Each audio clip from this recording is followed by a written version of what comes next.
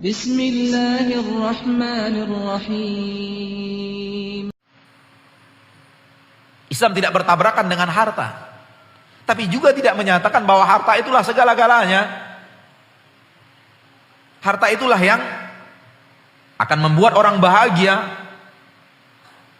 Dan kehidupan Nabi kita tercinta Muhammad sallallahu alaihi wasallam, wahai orang-orang yang membaca biografi Nabi Muhammad sallallahu alaihi wasallam, wahai orang-orang yang membaca sejarah kehidupan manusia terbaik di permukaan bumi, Rasulullah sallallahu alaihi wasallam, apakah beliau hidup dengan bergelimang harta? Ataukah beliau hidup dengan kehidupan yang bersahaja? Jawabannya adalah beliau tidak hidup dengan bergelimang harta. Beliau hidup dengan penuh kesahajaan. Umar bin Khattab radhiyallahu taala an, diriwayatkan oleh Imam Muslim, masuk ke rumah Nabi kita tercinta sallallahu alaihi wasallam di saat beliau sedang ada masalah dengan istri-istrinya, salawatu rabbi wa salamu alaih, ketika para istri Nabi meminta tambahan uang belanja bulanan yang membuat Nabi sedih. Salawatu rabbi wa salamu alaih. Ketika itu Umar bin Khattab masuk ke rumah Nabi sallallahu alaihi wasallam. Kata Umar mengatakan, aku tidak temukan apa-apa di rumah Nabi sallallahu alaihi wasallam kecuali alas tidur beliau untuk tidur. Kemudian saya melihat sebuah tempat untuk menyimpan gandum tidak banyak. Kemudian saya melihat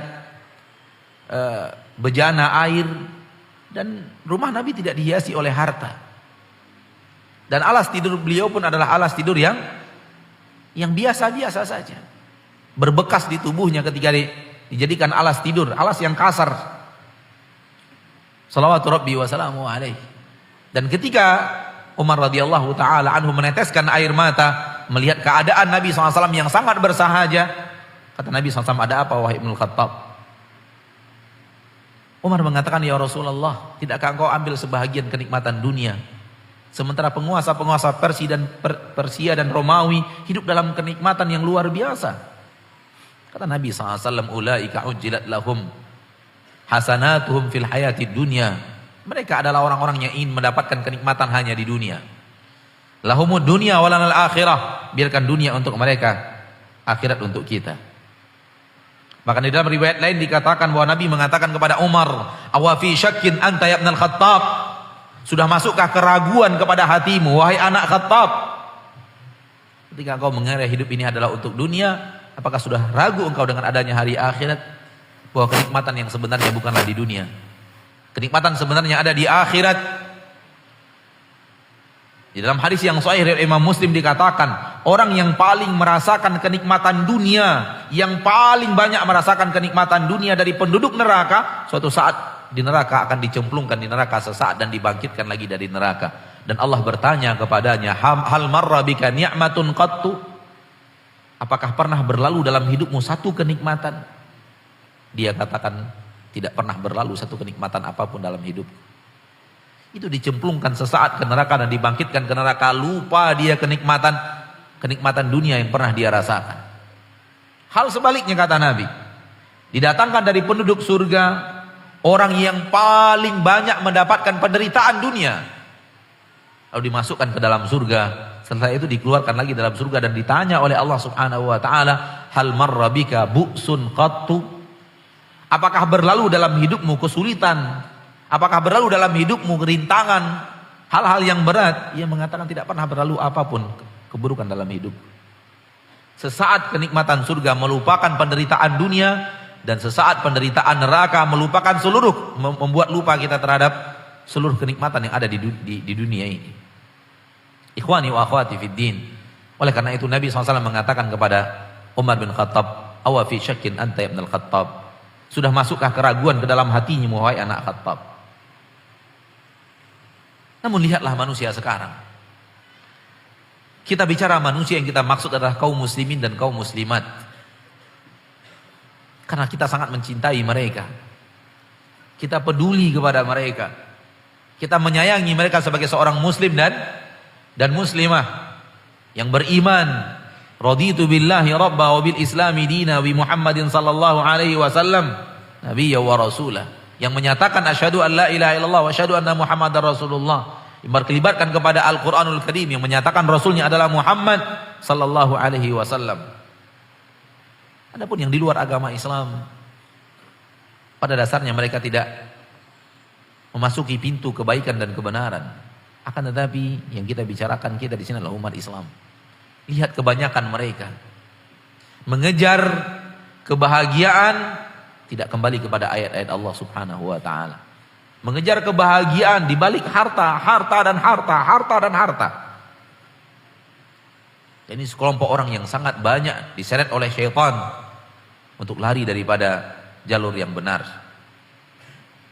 Sebahagian lainnya mengira kebahagiaan itu ada di balik jabatan. Kita bisa saksikan. Sebahagian yang lain mengira kebahagiaan di balik jabatan.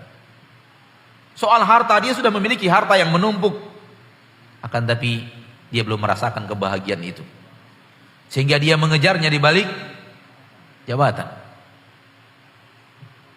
sehingga dia berusaha sekuat tenaga melakukan apapun, bila perlu berdusta, bila perlu mengarang cerita-cerita dusta, berjanji janji-janji yang palsu, untuk kemudian bisa mengambil kedudukan dan jabatan. Dia mengira bahwa kalau dia sudah menjabat dia bisa menjadi orang yang bahagia. Dan jabatan, tahta pun tidak pernah menjanjikan kebahagiaan apapun. Yang lainnya mengejar kebahagiaan di balik popularitas. Yang lainnya mengejar kebahagiaan di balik popularitas. Dia kejar bayang-bayang kebahagiaan di balik menjadi orang yang terkenal. Sehingga apapun dia kerjakan, apapun dia korbankan, harga diri dia korbankan, agama dia korbankan, pengetahuannya tentang halal dan haram dia korbankan, pengetahuan tentang ini yang dimurkai oleh Allah Tabaraka wa Ta'ala, jalan yang salah dia korbankan, demi mengejar popularitasnya. Dan semua manusia-manusia itu tidak akan menemukan kebahagiaannya. Karena Allah tidak menyembunyikan kebahagiaan di sana. Allah tidak menyembunyikan kebahagiaan di balik harta. Allah tidak menyembunyikan kebahagiaan di balik tahta. Dan Allah Tabaraka wa Ta'ala tidak menyembunyikan kebahagiaan di balik popularitas. Wahai saudara-saudaraku yang merasa hartalah yang akan membawa Anda bahagia, tahtalah yang membawa Anda bahagia, popularitas yang telah membuat Anda bahagia, Anda salah jalan. Ayat-ayat Allah tidak mengatakan hal yang seperti itu. Apabila kita membaca ayat Allah dan hadis-hadis Rasulullah tentang harta, yang ada adalah mengkerdilkan harta, mengecilkan harta, bukan mengangkatnya dan memuja-mujanya.